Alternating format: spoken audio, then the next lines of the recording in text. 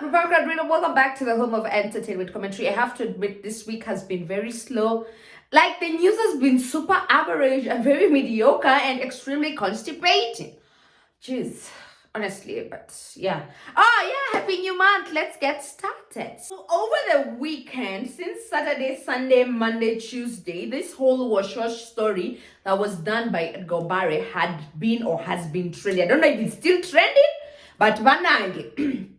So anyway, they implicated Tanashadonna. Somebody came and was like, Tanashadonna's car was bought by the late Kelvin Omwenga, who was part and principal of the Wash community. Allegedly, we have to throw that in because the man died and he cannot really give his side of the story. So anyway, now here is the real thing. Like, this is because I heard of this and I was like, let me again ask a source that is credible and reliable and unbiased and someone who knows what was happening back then. So this is the whole download of this. This is the whole lowdown of the story. So Tanasha, this is before she joined Energy Radio, had a Beetle. So she was driving a little Beetle and the Beetle was bought not from her own hard and cash, but from a Sponyo. So there's a Sponyo, a very prominent senior Sponyo, had bought the car for her. Then when they fell out, the man came back and repossessed his car. So now then she was careless. Until Energy Radio came knocking and Tanashadonna became a radio presenter and she had a full-time paying job and she realized, I can actually afford to get myself a car. I can be on wheels now. Like, bruv, who are you joking with? Do you know me in it? So she contacted Kelvin Omwenga at that time, the late.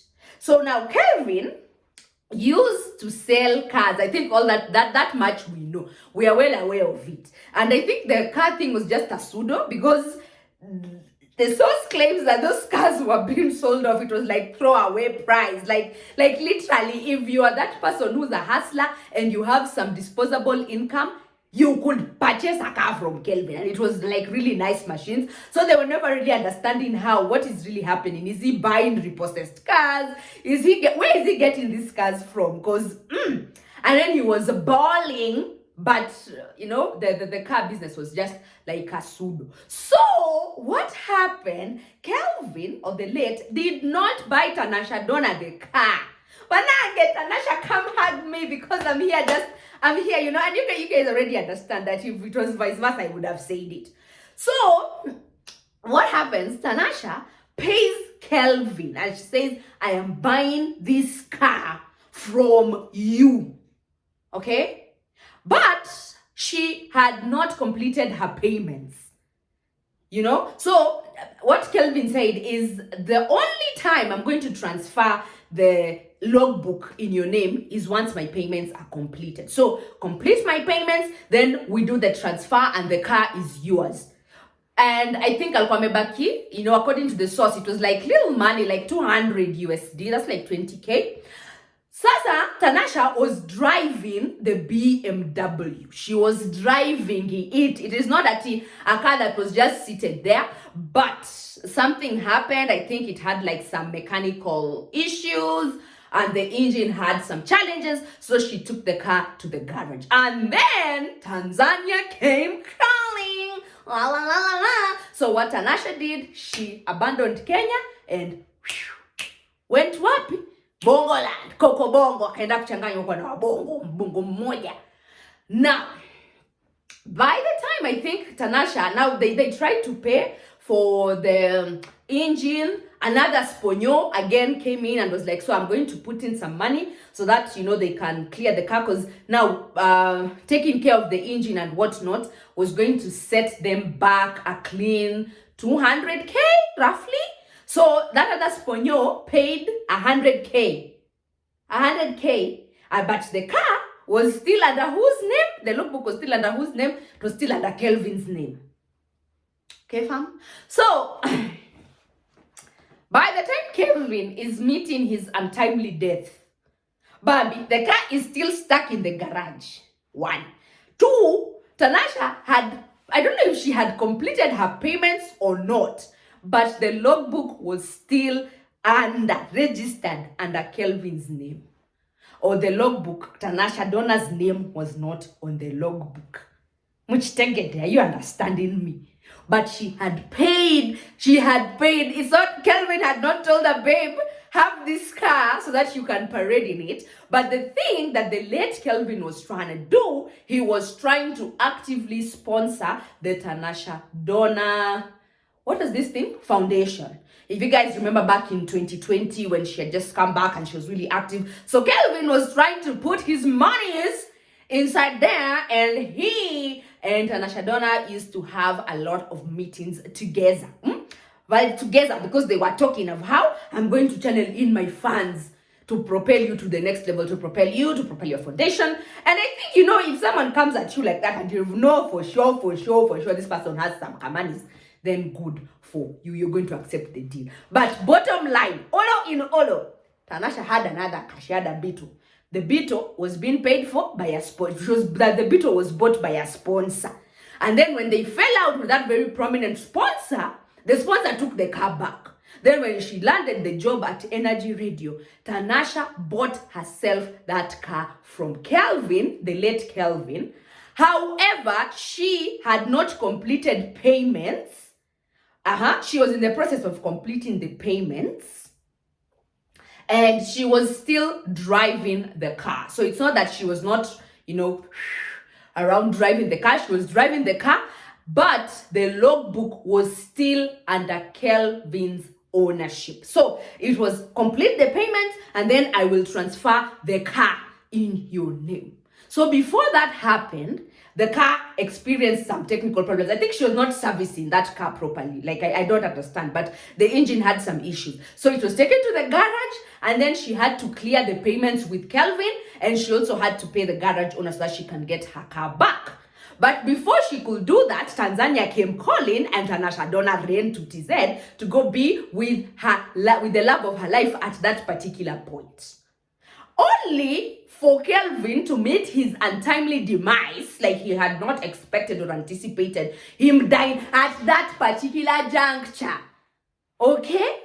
So now, technically speaking, she still doesn't have the car. The car, I don't know if it's at the garage or whatever, because even the sponsor who paid the 100K as deposit that I'm going to pay this for you so that you can get your car back, they fell out with Tanashadonna. So she was left high and dry.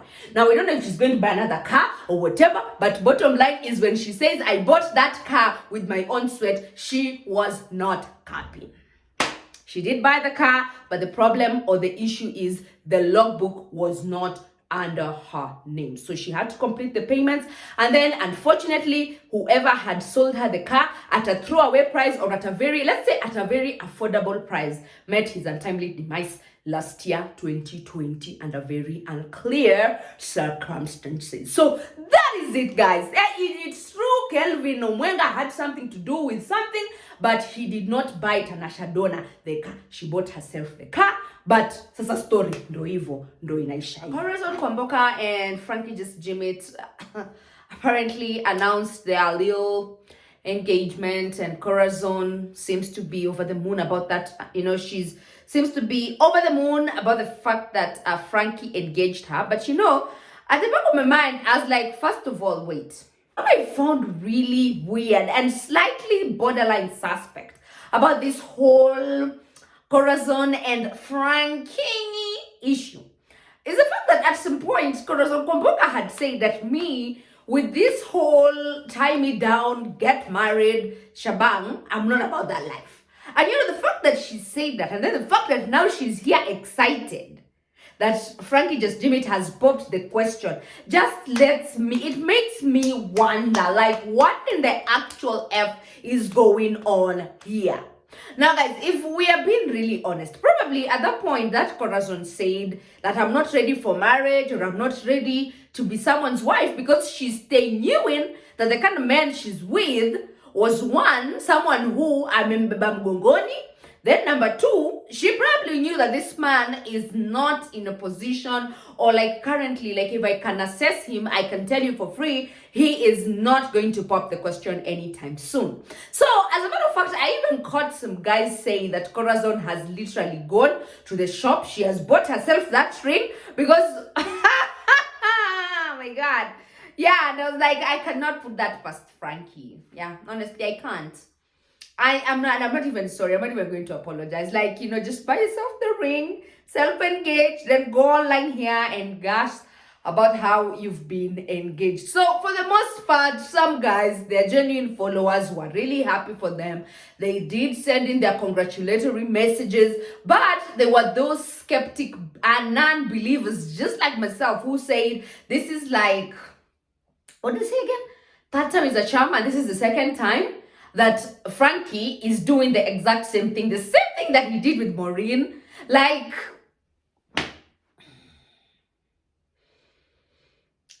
there's nothing new here, honestly, guys. There's nothing new. There's nothing that can take us off balance, for us to say, hey, guy, like, are this guy is even serious? Are they really, like, engaged for real? Is this thing going to last forever?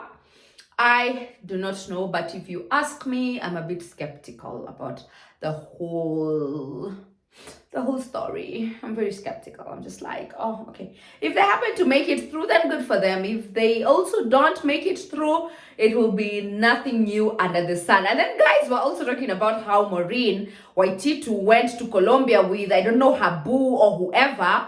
Because nowadays, those things where you're not trying to show your mans, but in actual sense, maybe you took yourself there just kujaribu kukomoa mtu. Anyway, so guys said that the fact that nani umrembo aitwa nani msichana Maureen Waititu took herself to Colombia. Oh, what was it? Colombia? Yes, it was Colombia. The fact that she took herself there, and then nani Frankie and Corazon were like, we have to outcompete. And we have to outdo her because maybe she looks happier than thou. But I was just like, I don't think so. I just don't think so. I don't think it has anything to do with Frankie and Maureen at this point. I don't think it has anything to do with Maureen Waititu going to Colombia. For me, I'm just concerned. Like, do we honestly think that this thing is going to last forever?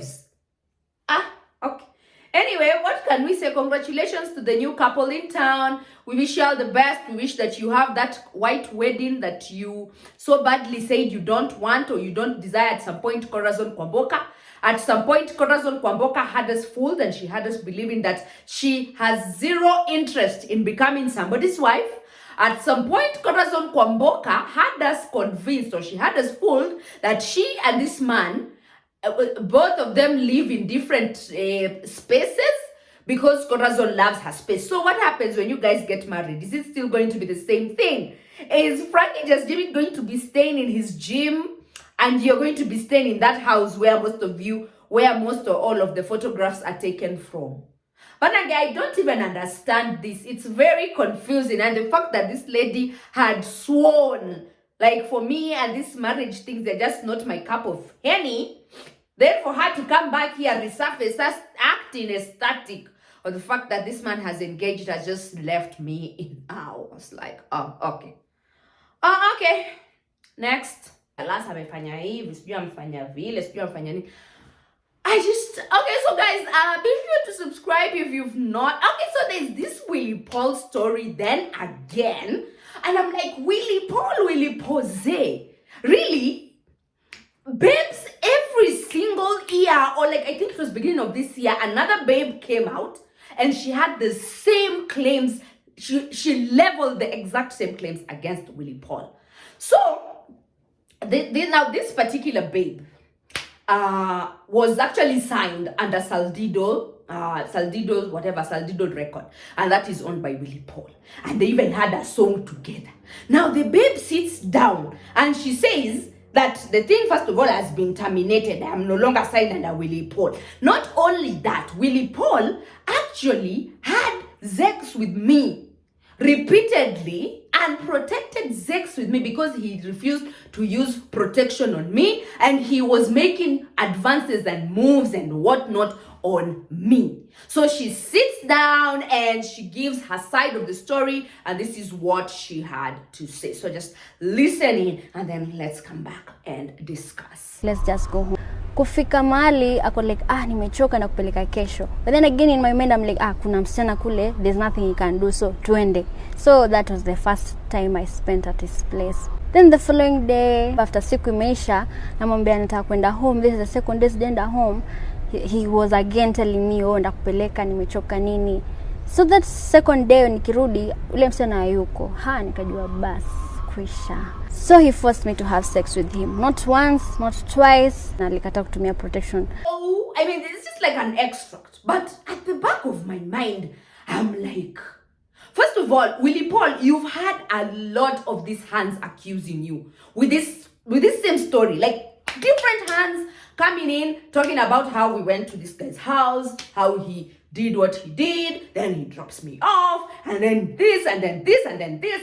But the truth of the matter is those things just end. Like nobody ever attempts to take any legal action against you. One.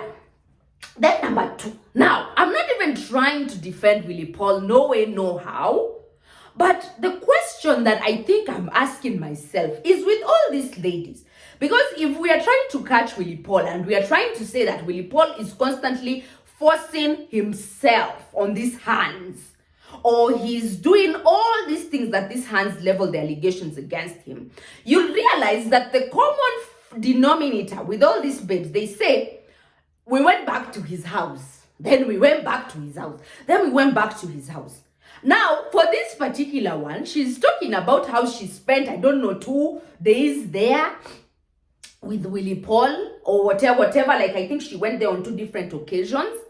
But the truth of the matter is, babes, why are we like, yani mbona mnajipeleka huko? I think that like at the back of my mind, that is like one thing that I would really want someone to give me a very clear and a very defined answer. Is, you know that you are at that person's house. If you don't feel safe, what are you still doing there? Because you see, it's things like this that literally poke holes in your stories, and whether you're talking the truth or you're not, somebody somewhere is just gonna be like, you're here talking about how then again you guys had coitus and protected on under several occasions.